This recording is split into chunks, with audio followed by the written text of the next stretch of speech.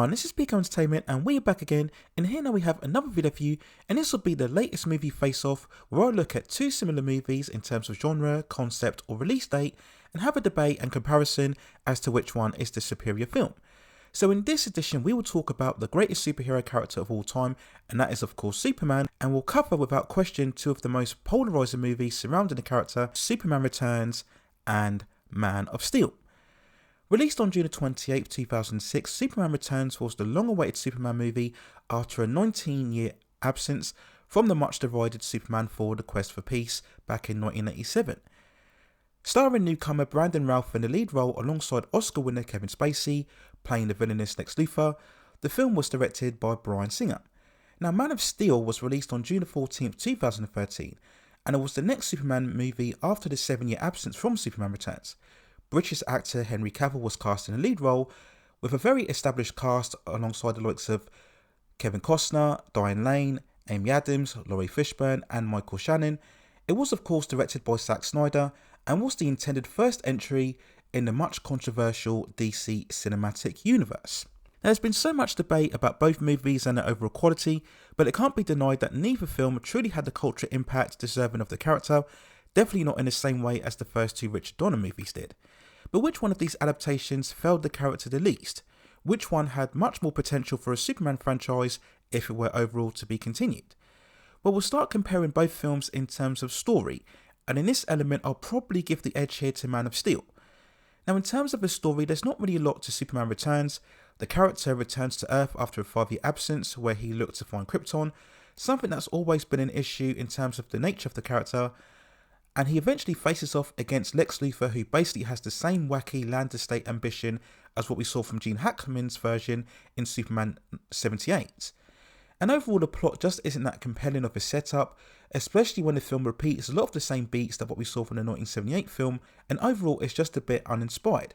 Now, Man of Steel is an origin story where we had a Superman progressing into the role of a hero, being conflicted along the way as he has to deal with the upcoming Kryptonian invasion from General Zod. Now, there are many issues, more so with the tone of the overall story, which we'll talk about very soon, but in terms of the plot outline, it's better than Superman Returns, if not properly executed. So we then talk about action, and here again I think we have to give it to Man of Steel. Now yes, in terms of a standout sequence, the plane rescue scene from Superman Returns beats absolutely anything from Man of Steel, because the sequence itself is absolutely classic Superman. Everything from the colour, the music, the way it's shot, is absolutely 100% classic heroism in every single way. But sadly, all of the other action scenes throughout the film just don't stand up as well. They're not particularly bad, just not as exciting as what we saw with the plane sequence. Now, Man of Steel, not surprisingly, wins this vote just by sheer quantity of action. After many fans felt that Superman Returns lacked action, Zack Snyder went full hard in terms of spectacle. If you isolate the reason for Superman's actions and just focus on the sequences themselves, there are some standouts, whether it's Superman's furious battle against the Kryptonians in Smallville. In particular, we have Faora super speeding as she attacks the military, which still looks very cool today. Another standout moment being when Superman takes flight for the first time and we see him traversing through the canyons accompanied by Hans Zimmer's music, another high point. And no doubt about it, Man of Steel gave us Superman in action with modern day effects, and at times it's very impressive to see.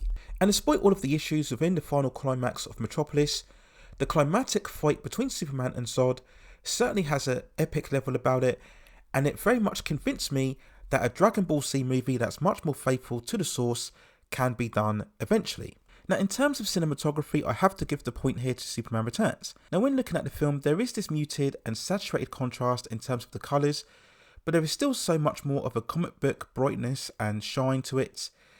Now, when we compare to Man of Steel, with its very murky, grey, and again muted, grainy aesthetic, now we all understand that this is part of Zack Snyder's filmmaking style, and yes, they were going for a far more grounded, realistic approach, but this tone simply isn't appropriate for a Superman story.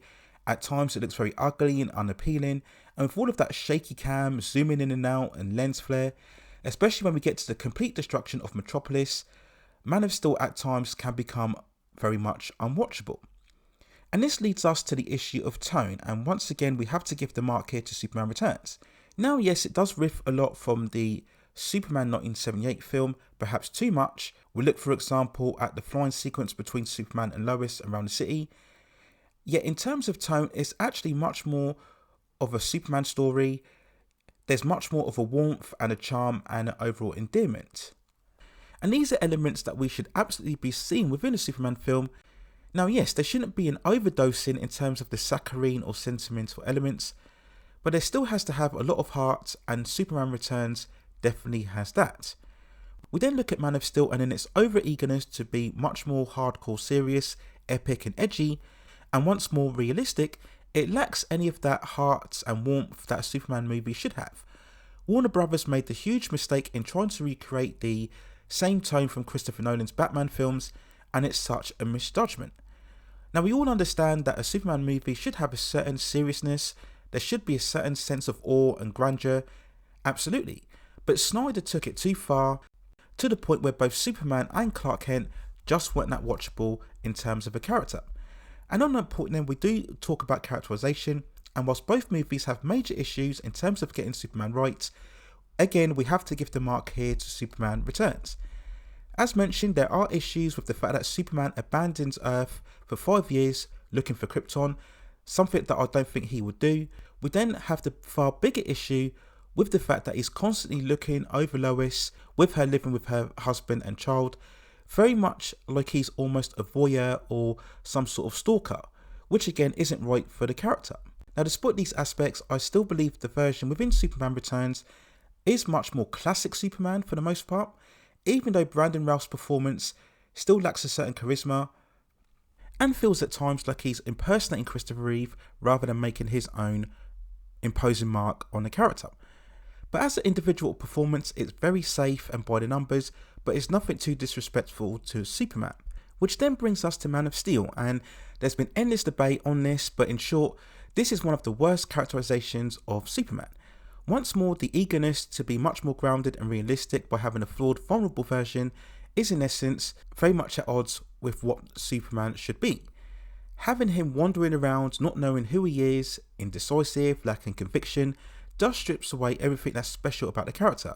Now you can have this element with Clark Kent in his younger years growing up, as what we saw with Smallville, but an adult Superman surely should have much more conviction and belief, otherwise as a viewer you don't have the belief in him. And we can talk forever about him letting his father die in a tornado, starting large scale fights in populated areas, or killing Sod at the climax of their fight, and all of this is just a deconstruction that was very deliberate, as we all know, but is still very much the wrong characterization for Superman. So we then talk about box office, and on its release, Superman Returns grossed over 391 million worldwide from a budget of around 200 million.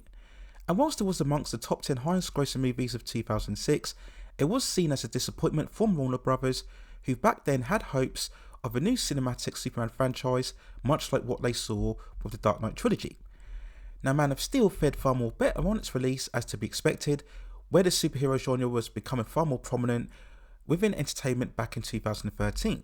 But despite grossing 668 million from a budget of around 225 million, it was still seen as a disappointment in the wake of Marvel's The Avengers grossing over $1 billion. Warner Brothers, for some foolish reason, expected Man of Steel to garner the same numbers straight away within its first installment. And I will still maintain that coming off the 7-year absence from Superman Returns, grossing over 668 million was a solid take for this movie. So we then finish off the debate talking about impact and legacy, and as mentioned at the start, both films failed to really make a larger impact financially or culturally than what we should be seeing from a Superman movie. Superman Returns has largely been forgotten post its release. Now at the time, it was criticised for trying to too much recreate the Richard Donner Superman films, and as so was seen largely as being uninspired, though over the years, consensus has been that Brandon Routh deserved another shot at playing the character. We then talk about Man of Steel, and 10 years plus after its release, the debate, which is mostly on social media, still goes on about how right or how wrong the interpretation of Superman was. Many people have felt that actor Henry Cavill had potential to be a great Superman if given the right material, and this thought backs up the greater consensus that Zack Snyder's deconstructive take was completely the wrong direction, going against everything that the character stood for. Now Warner Brothers felt that this take wasn't sufficient enough, which is why instead of making a standalone sequel to Man of Steel, they decided to have the character take second billing to Batman in the movie Batman vs Superman from 2016, which, alongside involving Wonder Woman, Lex Luthor and Doomsday and cameos from other DC characters, was a very rushed attempt to capitalise on a team-up crossover movie so formulated successfully by Marvel's Avengers. Despite some additional appearances in the Justice League films, both by Joss Whedon and the extended version from Zack Snyder, this interpretation never really got to see its full development, and the last appearance would be made in an end credits scene within Black Adam. We would eventually go on to see a replacement of the character being played by David Corran Sweat in James Gunn's version of the DC universe. So after all that debate, I'd still argue that Superman Returns is ultimately the better Superman movie. Whilst we've come up with its overall flaws, I still feel it has the overall characterization far more better and has that much more brightness and spirit and heart that we absolutely should be seeing from a Superman film overall. So there's my overall thoughts and feelings when having the overall debate between Superman Returns and Man of Steel, and which one had the better balance in terms of the character. Let me know what you think in the comments below. And if you have any other further suggestions regarding any of movies, television series, or any other topics within the pop entertainment and culture scene that you'd like to see me cover, then also let me know within the comments, and I will see if I can provide further commentary for you on that subject matter within the future. Please also hit like the subscription and notification buttons so I can provide you with more high quality content like this in the future. But that's it for now. Take care of yourselves, and I will see you very, very soon.